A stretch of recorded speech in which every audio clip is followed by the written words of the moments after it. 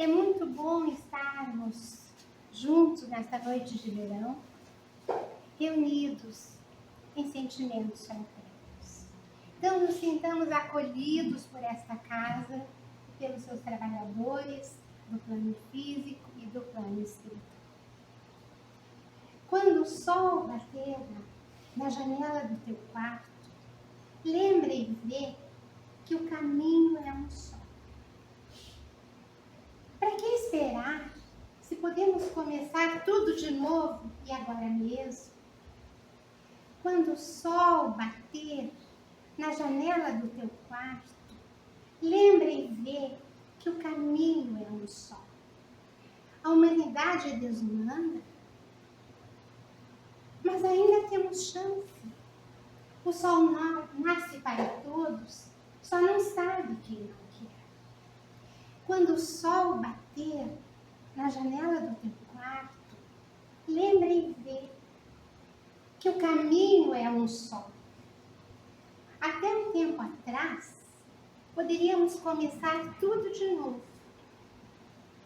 Quem roubou nossa coragem? Quando o sol bater na janela do teu quarto, lembre e vê que o caminho é um só. E se tudo é dor, e a dor nada mais é do que o desejo de não sentirmos dor. Irmãos, os momentos que vivemos hoje já foram vividos. Obrigada, Nelson, que eu deixo o roteirinho. Já foram vividos por nós, com diferenças, mas ainda com a similitude daqueles que já vivemos e que se perderam na poeira dos séculos. Civilizações desapareceram, continentes submergiram. Então, a humanidade sempre passou pelos processos difíceis, como nós vamos trazer a reflexão hoje. Só que a diferença hoje é que nós estamos num momento agudo e acirrado da transição planetária pela insensatez que nos rodeia. Para onde olharmos, para onde ouvirmos, escutarmos, nós vemos muita insensatez do ser humano. Mas nós temos que pensar que ao lado disso, temos que ser muito gratos por todos que são resilientes. Primeiro, persistentes, resistentes e resilientes na prática da amorosidade. Pensando nisso, é que nós trouxemos o tema de hoje. Quando o Evangelho fala, e ele fala, e ele canta, e ele ensina, ilumina, ele poetiza, ele traz conhecimento, sabedoria, trajetórias, caminhos que vão pavimentando os nossos passos para irmos para a regeneração e permanecermos nas provas e expiações. E agora, pensando nas palavras do compositor e poeta, porque a arte nos assessora nos nossos conhecimentos, nos nossos aprendizados, para o nosso aperfeiçoamento. Então, o poeta, né, o cantor e o rock estão nos ajudando, porque estes versos são de um cantor, que na sua época movimentou gerações. Mas a arte é atemporal. Tá? E Leon Denis, por exemplo, ele tem um livro, O Espiritismo na Arte, onde vai nos dizer que a arte, bem compreendida, bem bonita, ela nos ajuda, ela nos orienta nos caminhos. Então, Renato Russo foi muito feliz com esses versos. Quando o sol bater na janela do teu quarto, lembre e vê que o caminho é um só. E qual é o nosso caminho, então? A nossa proposta. Quando o Evangelho fala. E aí, irmãos, tendo colocado a sinfonia que é o Evangelho, vamos entrar agora na primeira fala que nós selecionamos. E nós selecionamos porque nós estudamos bastante pensando na fala do Evangelho. Só um capítulo, capítulo 16. Não podeis servir a Deus e a Mamon. E é neste capítulo que nós vamos repassar 3 passagens do Cristo. Por que escolhemos este capítulo? Aí nós lembramos de Lacordaire, que neste mesmo capítulo, do desprendimento dos bens terrenos, ele vai nos dizer que o apego à materialidade, às coisas materiais, é um dos maiores obstáculos que tranca, né, o nosso aperfeiçoamento moral e espiritual. Palavras de Lacordaire. E realmente. Mas nós temos que entender que não é apego só a moedas, a riquezas, todas as riquezas. Riquezas de competências, de habilidades que nós temos, riquezas de talentos, né, que Deus nos confiou, que nós construímos ao longo do tempo. Mas então, a primeira fala do Evangelho vai ser a passagem do moço rico. Jesus estava com seus discípulos e a multidão, né, sempre rodeado da multidão, quando ele é interpelado por um jovem moço que diz assim: ó bom mestre, que devo fazer para merecer a vida eterna? E Jesus vai responder: por que me chamais bom? Bom só nosso Pai o é. Mas se tu queres merecer a vida eterna, cumpre os mandamentos. Que mandamentos ele ainda indagou? E Jesus vai listar os mandamentos. Honrarás pai e mãe, não matarás, enfim. Aí ele diz: mas isso eu faço desde a mocidade. Então, o que mais eu posso fazer para ser digno, né, da vida futura, vida eterna, vida futura? E Jesus, que sempre nos olha, né, e olhava naquele tempo cada irmão seu que chegava, ele entrava nos reforços da consciência, nos reforços da consciência, da alma. Ele enxergava todo o ser, não só a psicosfera atual daquele ser, mas assim, ó, o passado, o presente, o futuro. Ele responde assim para ele: então vai, vende todos os teus bens, dá aos necessitados, vem e segue. Ele ficou muito cabisbaixo, muito triste, porque ele tinha muitos bens e se retira entristecido. Aí vamos nos perguntar: Jesus quis dizer realmente isso? Que ele se desfizesse, né, das suas conquistas, até da sua família? Imagina. Por isso que ninguém consegue mexer nas falas de Jesus. Ninguém altera, não é? O Evangelho, o Segundo Testamento, não altera, porque as palavras de Jesus não dá para alterar. Na verdade, ele fez um convite para aquele jovem para a prática da caridade, porque ele via que ele usava suas riquezas para si. Tanto que nos informam os amigos espirituais que uma semana depois, este jovem foi para uma corrida de bigas. Ele gostava de correr bigas. Então imaginemos nós, ele naquela biga, com aqueles cavalos formosos, que fossem árabes, que dizem que são os melhores do mundo, não sei. E aquela biga toda adornada, quanto maior a riqueza, mais imponente era a biga. E ele vai desencarnar ali uma semana depois daquela corrida de bigas. Então, nós vemos aqui uma escolha complicada que ele fez. E o Evangelho é repleto de ensinamentos para nós sabermos fazer as escolhas para depois podermos fazer a semeadura. Mas não perdendo o nosso rumo. Jesus o convidou, então, para a prática da caridade, para que ele entendesse que aqueles bens poderiam beneficiar muitos. Uma escolha periclitante a do jovem Nancy. que nós vamos entrar, que passa despercebido muitas vezes para nós, mas é uma passagem belíssima do Evangelho, onde a figura de Jesus está por inteiro, que é Jesus na casa de Zaqueu. Zaqueu era um publicano riquíssimo, e nós sabemos que publicano era aquele que cobrava os impostos e para repassar ao Império Romano.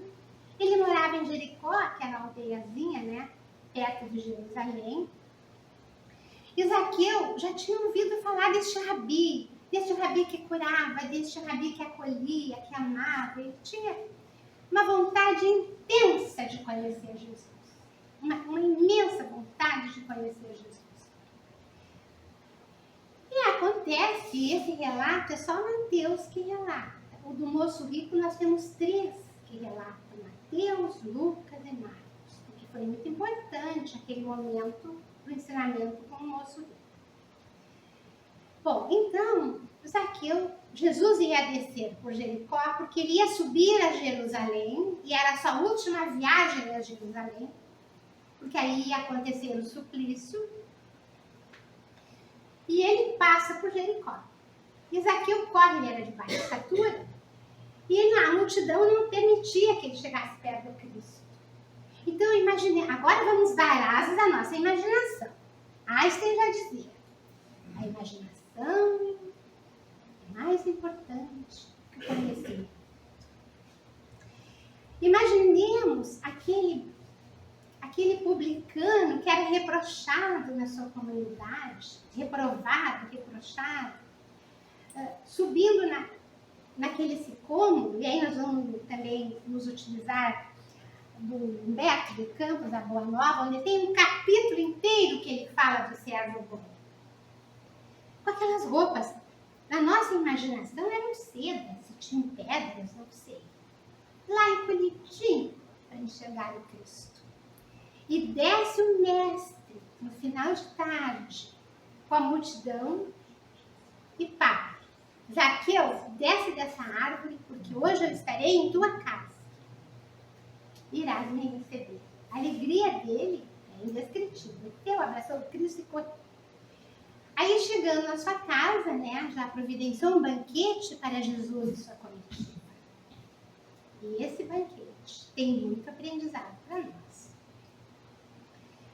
Aí Jesus se acomodou e ele já começou. Senhor, sabendo da pobreza dos habitantes de Jericó, eu já tenho assim terras de cultivo, de verduras, de frutas, de alimentos. Eu tenho terras de criação de animais para acolher as famílias de Jericó.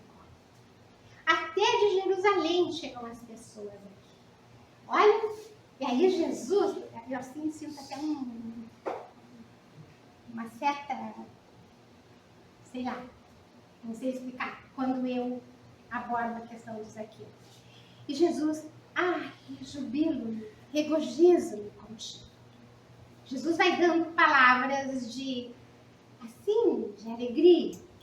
Aí ele diz assim, lá pelas tantas ele se empolga e diz assim, Senhor, eu venderei metade dos meus bens e distribuirei entre os necessitados, e aquele que eu não atendi ou deixei de atender, eu atenderei, eu darei 4 vezes. Né? Se esse atendimento fosse lá em moeda, fosse lá em que eu sei. E Jesus, hoje a salvação entrou nessa casa. Não sei se foi bem assim que Jesus falou. Mas agora nos atendemos nesse banquete. Os seus discípulos que estavam no banquete, até Simão Pedro, Tadeu, pensavam, mas o mestre veio jantar na casa de um pecador, de um publicano, de um homem rico. Os apóstolos tinham uma dificuldade imensa, né, de transitar, de entender as riquezas. E vejamos aqui, irmãos, que Jesus já estava subindo para Jerusalém e já ia entrar no suplício. Os apóstolos ainda estavam pensando assim, e o outro pensando aquilo. Como Jesus sabia dos futricos dos seus discípulos, ele ficava quieto. Mas quando surgia o momento, ele ensinava e esclarecia.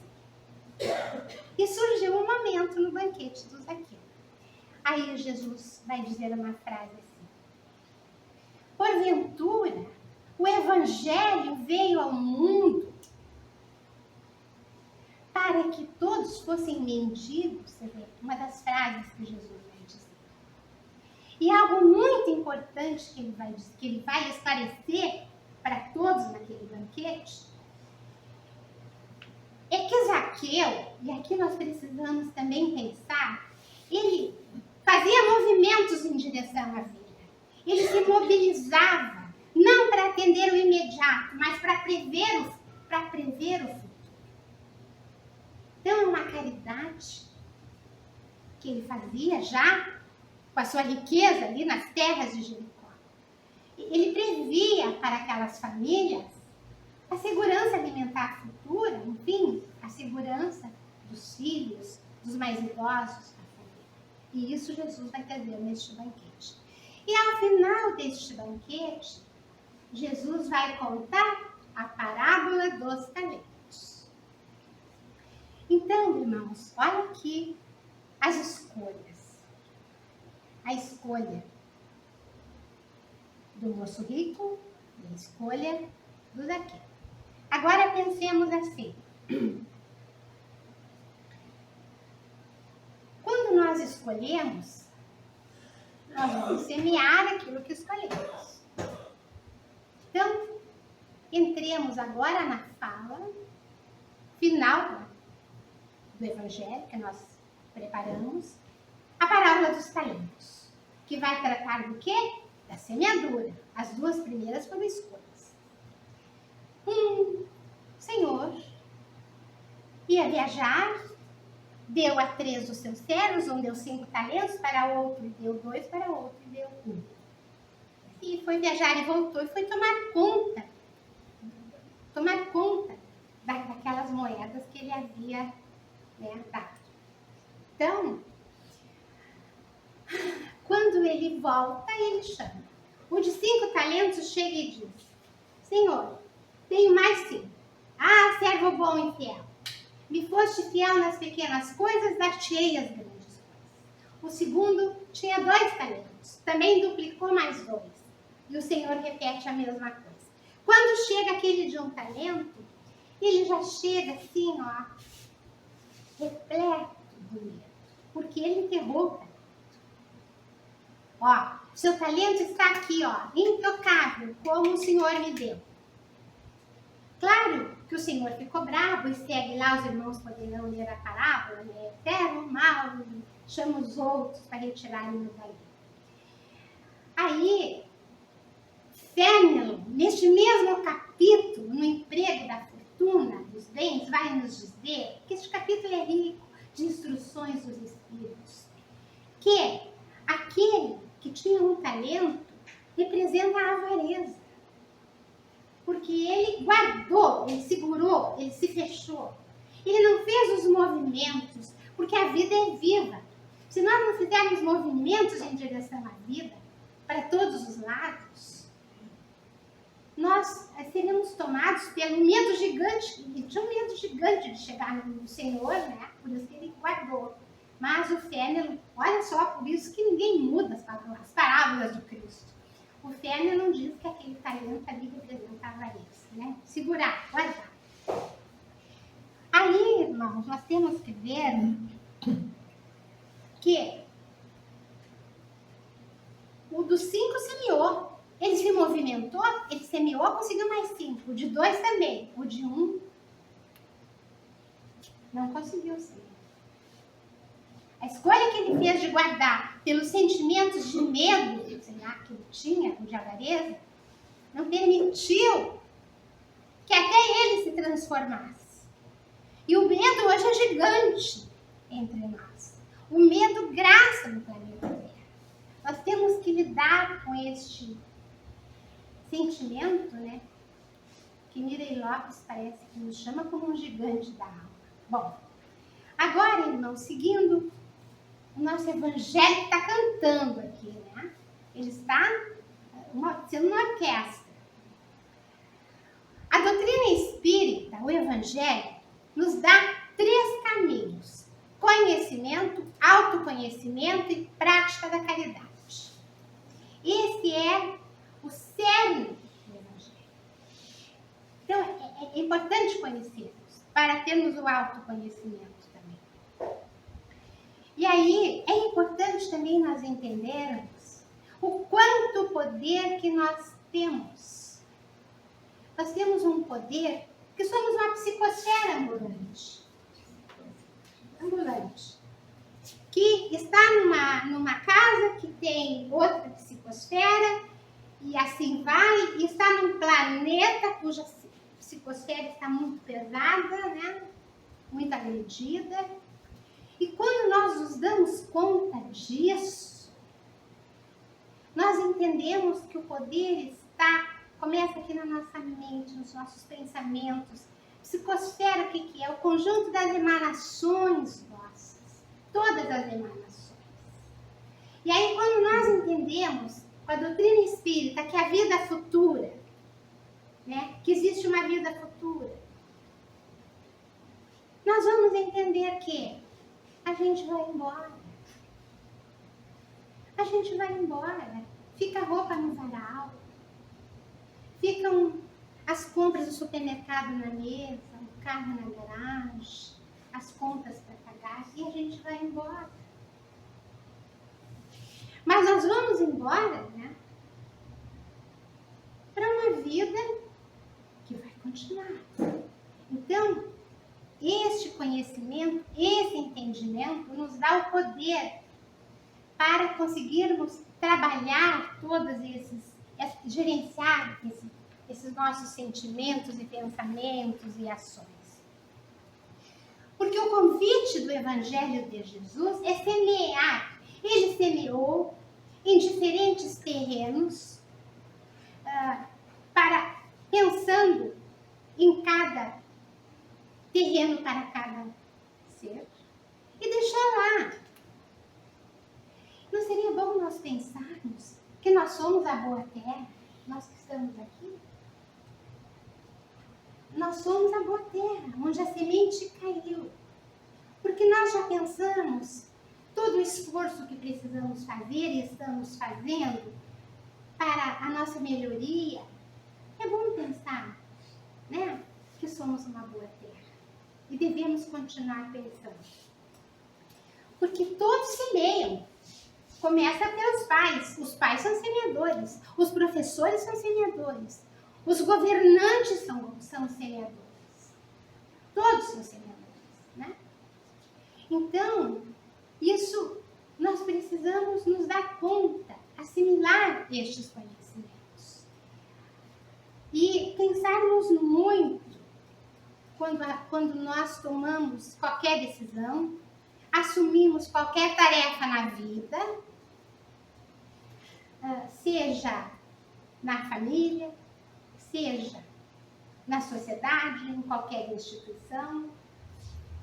Se fazer uma leitura, eu tenho condições para assumir isso?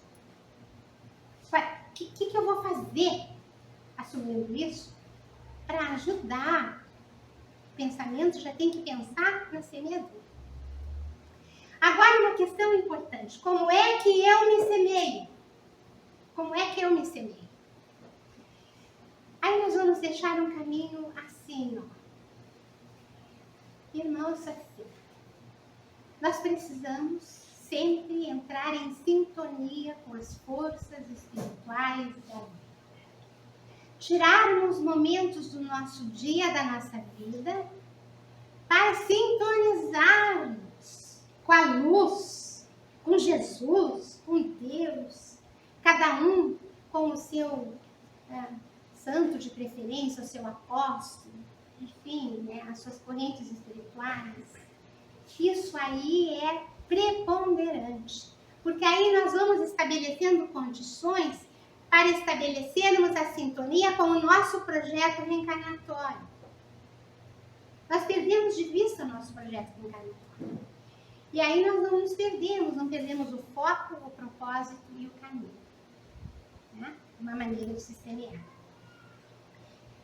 E entendendo que nós somos responsáveis por nós mesmos. Tá? Muito responsáveis por nós mesmos. Agora nós temos que pensar, já nos dirigindo ao final, que os apóstolos, eles não tinham os recursos que nós temos hoje. Mas nem chegando perto dos recursos que nós temos hoje. Mas eles tinham algo que nós temos dificuldade em ter.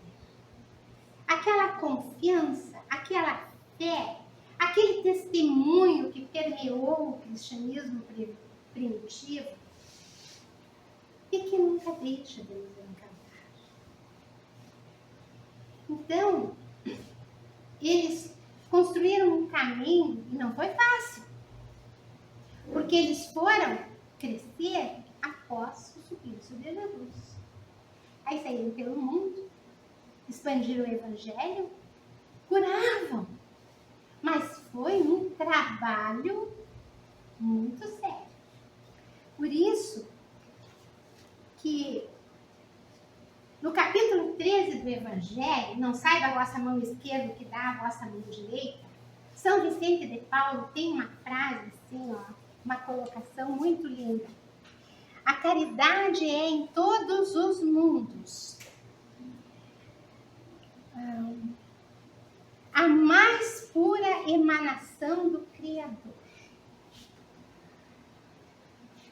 Então, Deus deu para as criaturas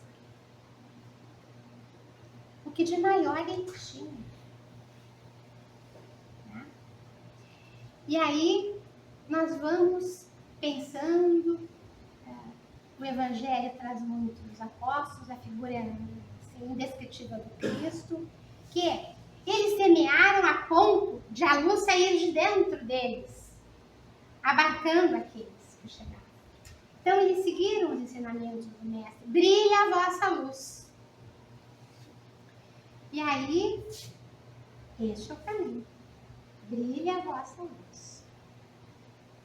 Então, seguirmos estes exemplos. É esforço. A nossa caminhada exige muito esforço. Está aqui o Evangelho, né? Mas nós temos este caminho. Então, quando o sol bater na janela do teu quarto, lembra e vê que o caminho é um só. Vinde a mim, todos vós que estáis aflitos e sobrecarregados, e eu vos aliviarei.